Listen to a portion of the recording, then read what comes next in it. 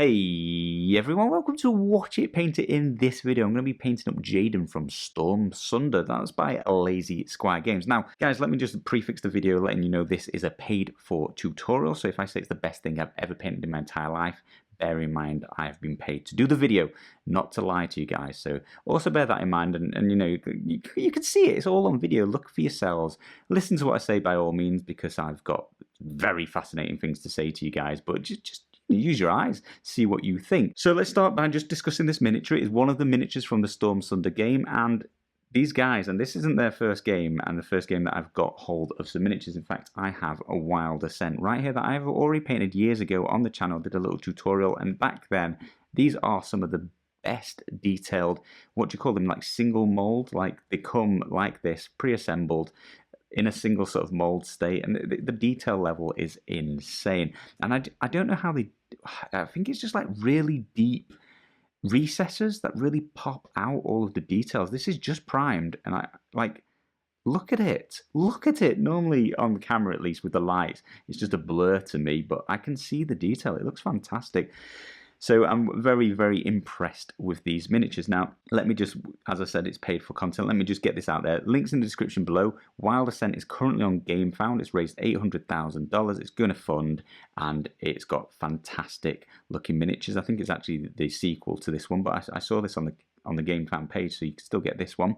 And then Stormsunder, I believe you can still sort of late pledge. I'll leave a link to that as well, so by all means check it out. I've not played the game, I don't know that much about it, but I was looking for the artwork for Jaden, and I was very, very excited. Just reading the stuff, it made me want to play. It's cooperative. I love cooperative. It's got solo play as well, which is quite unusual, although I guess cooperative games can all be solo play, so that shouldn't be so surprising. But it looks pretty interesting. Loads of reviews on YouTube that you guys can check out. Rado's got some, so check out like his sort of review. He's going to cover the game much better. I'm just going to paint a miniature, and you guys can see what you think. Now, this has been primed using Citadel's, not Wraithbone, it's the other one, Grey Seer, and there's a few reasons for that, and the most reason is you need to prime your miniature so the paint's going to adhere to it. But secondly, I'm using Citadel. It's a contrast-based prime. It's supposed to be better with contrast, and that's because I'm going to contrast it, or a lot of it. I'm going to paint a lot of details in and bring that contrast to life. But there's a few reasons. I'm on a massive speed painting buzz at the moment. I love speed painting. It's just what I'm doing at the moment. If you've been watching the channel, I'm just going back to back speed paint. Number two, it's a paid for review, and that Kickstarter ends in 2 days, so please do check it out if you get a minute. So I need to get this video up quickly, and I'm only going to do that if I paint fast. And number three, it's a board game, and it's a board game with tons of miniatures. So the only way I get enough miniatures painted is if I speed paint for a board game, so that is what I'm going for. So this is primed, did it off camera. You can see it comes in this dark grey. I've got this sort of grey seal, light grey undertone for the contrast I'm going to be applying. The other thing to mention, highly detailed, very impressed. Hopefully that is coming across in just while I'm talking here. But I purposely, by the way, didn't scrape off the mold lines. There's not too many of them, but hopefully you can see that on the foot. They are there. There's one here as well. Maybe a little bit down the edge of the wing, which isn't super noticeable or a problem. But if you see them, I've done it on purpose. I wanted you to, genuinely see how they come and the sort of quality you sort of expect out of the box. I probably would have removed this mold line. I'm personally not seeing any others, but they might, maybe one here. They might come to life a bit more as we paint it. We'll see how bad it is. Often they just disappear, but contrast paints might make them pop out. Anyway, guys, that's enough of the intro, blah, blah, blah, blah, blah. Let's get on with, painting up this guy and making him look freaking awesome. So I'm going to start with the inner part of the miniature, as I more or less always do. And that's just because it's if you try and paint the inner after doing the outer, you stand a good chance of catching some of the outer areas that you've painted. So I'm going to start with his skin, and I'm going to use Magus Purple. And for the record, guys, I do not like that this guy has purple skin and blonde hair, but that's the only reference art that I could find, so I'm going to stick it true to the game because I'm just a fan of painting up my miniatures to match the sort of board game artwork, so it's easily recognizable which character, which piece is which piece in the game. Which miniature, I guess, is which piece in the game. So I'm going with it. That's what it looks like. It looks like it's purple, so I'm going to stick true to that. But for the record, I'm not sure I'm going to be a fan of this paint scheme by the end. But let's see. We'll see together. Some of you might be skeptical. Maybe it'll come out good, and some of you might like it. You know, it's very subjective, isn't it? Color. So we're just going to apply this to all of his skin. So his torso, his face. Both his feet and his ankles are out.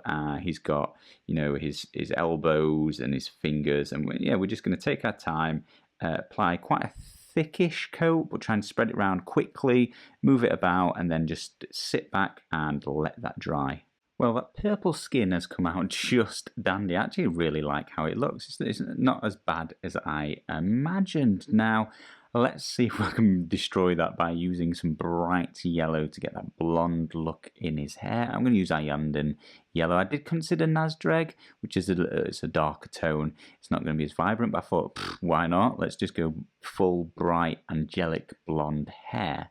A few quick things to point out from doing that yellow. One, I've just done his eyebrows in just off camera. Next to no paint on the brush, just scraped it over his eyebrows 2 or 3 times, just making it go a little bit yellow. The next thing is, it was a good example of why I paint sort of from the center in. You can see I've caught his wings here with that yellow. It won't matter, I'm going to paint over that in silver later on, but you can imagine, had I painted those up, if I was then doing his hair and I caught what I'd already painted, so that's why I'm painting inside out. And then the third thing, don't mind how that yellow looks. This is very different. And how is this how angels look? I'm a little bit concerned the artwork I found maybe isn't accurate, or they might change it. We'll see. I've emailed them now to see if they can send me some reference artwork. But either way, it's very different to anything else I've ever painted, and I'm liking where we're going with this. So for my angel wings, I'm going to just paint them white, like a bird, like an angel, just plain white, really simple, really quick. I'm going to upgrade my brush, use a bigger brush. This is a Redgrass Games size 2. Links are in the description below, guys, if you want to use the same brushes that I use. I think they work very, very, very well with contrast. And I'm going to use a Poca 3 white, just a white contrast paint, give them a generous licking across all of the feathers, and just that's it. That'll be the feathers done. We just need to wait for that to dry. It's quite a thick coat, so it's going to take some amount of time. But yeah, just sit it to one side and go and get yourself a cup of tea. So once those wings have dried, I'm going to use a little bit of Army Painter's matte white. I'm going to dry brush that on, spice it up a little bit, just add a little bit more pop to the sort of edges of the wings, if nothing else, and try and catch some and bring out, I don't know what you call it, but the spine of the feather. Try and catch a few of those in the edges of the feather. The contrast's fine, by the way. If you wanted to leave it like that because it's slightly faster, by all means do. It's not bad, but I think just a light bright white dry brush is just going to make it pop out and look a little bit better. So I was unable to find any reference material on sort of the underside of this character, so I'm going to wait and hope Lazy Squire Games email me back with some reference work. But while we do, I'm going to paint on some Army Painter's Light Silver, and I'm going to paint this on all of the metallics, or where I think it'll be metallics, and that includes gold and silver. This is why I mentioned painting the inner of the model doesn't matter. I mean, is the order you want to do it, because it doesn't matter that I caught that with that yellow contrast paint, because I'm now just painting over it. I'm just going to up the size of my brush because that's taking me forever, and ain't nobody got time for that. So yeah, just covered up that Jaden yellow we painted on, and I slipped and caught that bit earlier. So we'll paint all the metallics on his wing. I'll copy and do his other wing as well, but then he's got plenty of just little bits of metal all over his person. A little bit on this robe thing down here. I will be tidying this up and filling in some of the bits I'm missing off camera. I just won't bore you with just me painting loads and loads of silver and talking filler over the top. But yeah, it's just a matter of going and finding anything that you want to paint metallic. That's if you want to copy it this way. I mean, you're free to do as you please. I'm just giving you a little example of how I'm choosing to paint this character up. Got side plates here as well. A couple on the back, quite a few on the back actually. Triple stacked.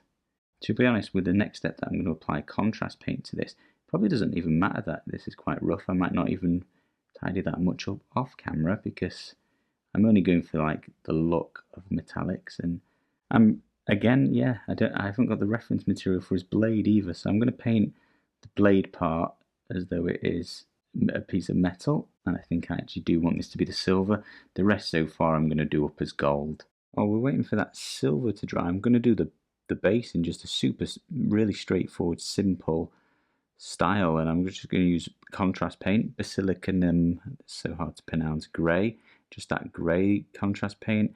I'm just going to do one thick coat and just cover all of these rocks, and I think that's it. I might dry brush some more extreme highlights in once this is dry, but for now, let's call it done. Once you've covered the whole thing in this.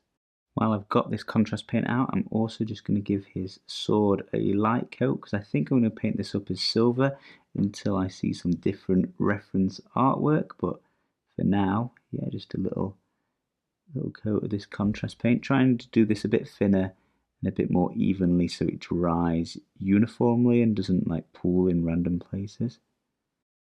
I'm not in love with how this Basilica grey has come out. It's just a bit too bland on the base, so I'm going to add a little bit of brown. Normally I would use something like Wildwood. I'm going to try and do the dirt, but in this case, because I've already got that grey on it and it's going to be darkened down massively, in fact this might not even work putting two over the top of each other, but I'm going to try Gold Grunter Fur, and it's a bit more of a reddy brown. It's lighter, so I'm just hoping it'll have some colour. I don't mind it looking dirty, a little bit muddy, and that's probably what the grey is going to achieve. But it's just adding a second colour to that base and hopefully making it look a little less bland. So I'm not absolutely in love with the change to the base, but it's okay. It's different. It's less bland now. So I'm going to move on to painting up these metallics that I did most of them in silver. I'm going to use Nazdreg Yellow, and that's to make them look gold. Now this is way too thick here. It's just had too much on my brush, and I'm just going to pull and move that. I'm just going to move that pool around. I'm going to begin for sort of one thin coat across everywhere that I want to be gold, which is basically everywhere. We just did this silver with the exception of maybe the sword, I think. I'll do some of this off camera. That's a little bit fiddlier to get to, because you do want to move it around before it dries. You do want to be quite quick, even, and like one coat. So I am going to just do a few bits that I can show you and reach on camera, and you can start to see how this is going to form up. Okay, I think I've de-pooled this, basically just painting it on flat, and then just with a little bit of excess it should run into the recesses and give it some definition. Let's do one on the back as a nice example. Using my smaller brush here, but just these are quite small pieces, and I don't want to get any of this on anything that I've already painted, that sort of thing. That's looking nice and gold already. This is before it's dried and started pulling away from the raised parts. Pop some of the silver back out, which will make it look shiny again. Just do one of his wings as well, just to show you, but essentially I think you've got the gist. I'm going to go round off camera, paint on this on all of those silver bits, just missing the blade of the sword, which might be supposed to be gold. I don't know. I still am working from the smallest bit of reference artwork I could find, but pretty sure all of this should be gold. So that's with all the gold populated. I think it's looking absolutely sweet. I'm really enjoying that gold effect. Super quick, super simple. I'm going to slow it down a little bit now, use a little bit of Claymore Blade, and I'm going to just edge highlight up some of this gold. Now this is totally optional. If you like how it looks, just don't do it, because this will be a slow bit. I am not going to be mega accurate because I'm still caring about speed. I'm just going to take the edge of my brush with a little bit of this Claymore Blade, find some interesting areas where it's just sticking out a little bit, just catching a few little bits here and there and popping out those edges. Now you could definitely dry brush some of this silver on if you wanted. You'll get some of the inner bits as well, and that could certainly look interesting. I find when I dry brush this, it looks a little bit duller, takes some of the shine out of it. That can look ultra realistic, certainly a different look and feel, and definitely something that I consider doing. I'm just trying to be quicker this time. I actually think dry brushing will be slower for me in this particular instance because I'm not being that careful, just a few bits here and there. I'll go and do, I've got his armour as well. His armour's a little bit trickier, so I'll get that closer to my face. Just try and catch some of the raised bits of the detail. For example, just his pommel there. And almost is like dry brushing across this. I'll get that nice and close to my face. But yeah, we're just going to whiz round. You've seen I've done well over half of it already, and just just a couple of minutes. So I think I just noticed at the top of the teeny tiny bit of artwork that I'm working from, this kind of, what would you even call this like a sash or something? But anyway, I think it looks like the tippity top is in red. So we're going to use Blood Angels red, contrast paint some more, and we're just going to go and populate this area with this red. And this kind of wraps all the way around him in quite a few places, so I'm going to locate them all and make that all look very, very cool. So I've finished spreading that round off camera, but we'll catch it all. Then we've just got to work out what colour his pants are, and then these little strands here, but we're getting there, we've nearly worked it all out. So we've just got a couple of colours left to procrastinate over for a little bit. But one thing we do know is we want to paint some flames on this sword. I'm going to use contrast again. So far this is almost all contrast, isn't it? With the exception of some highlighting, dry brushing of white on the wings. And by the way, I've done a little bit more of that off camera, bringing it up whiter and whiter, and I think it's looking better and better. Not sure how white I'll go, but I'll keep that up. And yeah, a little bit of edge highlighting on the metallics. But yeah, contrast all the way. I'm going to use Ayanden yellow to base coat all of the flames, and I'm not going to do round the back for now because I want to do this while it's wet so I can blend all of this in a little bit better. So I'll try and do it a little bit quicker so I won't go and catch all of it. I'll just do the front where we can all see what I'm doing, hopefully. So yeah, all of the flames in yellow to begin with, that's what I'm going to go with. Then we'll grab some Grifthound orange, and then starting at I'll start about here, sort of in the middle while it's all still wet. And I'm only starting there because I've got a lot on my brush, and I'm going to come down to the tips. Now remember, flames are hotter and brighter at the source, so we'll bring this down sort of probably about here, sort of just over halfway. These flames are a little bit tricky in that they're all kind of individual flames, aren't they? It's not like one giant flame, but something like that, just most of the way down. Clean my brush again, and then we'll do some red and grab some more of that Blood Angels red. Let's make sure I've got less on my brush this time because that was a bit of a nightmare. And again, while it's all wet, so we can blend this in nicely, I'm going to start at the very tips and just bring that a little bit of the way down on these flames. And once again, yeah, they're all kind of individual. So I'm coming down what about a third of the way down, and doing a little bit on these individual flames around here, and just sort of blending it into that Grifthound orange as best I can. We're sort of looking like that. I totally forgot I've not done this before. I just wanted to grab my black Templar, and I'm just going to dab this still all while it's hopefully wet, and it'll blend in a little bit just on the tips of a few of these flames, just as though it's kind of, you know, turning a bit to smoke, right? Let's just wash that off my brush and then just blend that in a little bit because I did want it to blend this smidge. There we go. Something like that. So I'm going to go and apply that to the rest of the flames on his sword. Right, I'm all out of time. So it's time to make a decision on these extra bits that I cannot find any reference artwork for. So I'm going to use Pterodon turquoise. A couple of reasons. One, I hardly ever use this colour and I like to see it. Pretty weak reason. But number two, a better reason, I think this colour will massively complement both the red. Look at that, looks really nice, really contrasting to it, stands out a long way, and the purple as well, because I'm going to do these wraps around his hands. So I'm just going to use my small brush and very carefully, trying to have very little on the brush, just so it doesn't run everywhere really, but go around and get these dangle bits. They've got some sort of ribbon, whatever you'd call it, around the bottom of it. So I'm going to leave that white just so I can pick a random colour to do that with. It won't be random, it's probably going to be gold or something like that, but we'll see. So yeah, these straps hanging down, we've got this bit that wraps round this sort of, what is this, like a scroll? Is he a messenger? Whatever this is here, get these bits here. And then yeah, as I said, he's got this random wrap on his hand up here, which is why I chose this colour, because it's also going to be right next to these flames and his skin, and I think it's a colour that goes well with both purple and red. Well, I don't know what colour to do these pants, so I'm going to go back to Pocket 3 White. I'm just looking at this, and the model's almost done now, and I'm thinking that white looks fine. It's not offensive, but choosing another colour to go in here, you know, could make it. And again, this is always subjective. Everyone likes different colours, but I feel like I might pick a colour that I'm dissatisfied with, or that you might dislike. Either way, white's nice and neutral. Can't really go wrong, other than it kind of looks like I haven't bothered painting this bit. But yeah, Pocket 3 White all over these pants.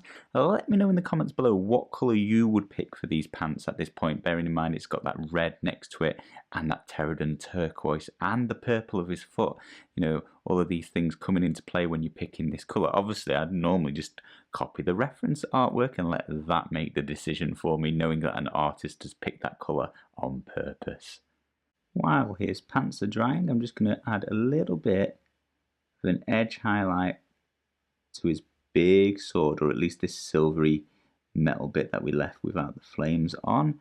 And yeah, just a little subtle effect around, well, various bits, but essentially just on the edges, just to give that metallic shine back to it after we've added that grey contrast paint over it, and just make it look a little bit more deep, a little bit more interesting, a bit more to it, a bit of a sparkle, a bit of pizzazz, bring some focus back to it. It's a big sword. Want to catch it in the light, catch your eye, make you remember he's got a big sword, he means business. And then finally, I've just done a little bit off camera. I needed, you know, dead close to my face just to add these tiny touches of detail. So I've gone for some Void Shield blue in his eyes with a little blend into white. So it's very sort of possessed, isn't it?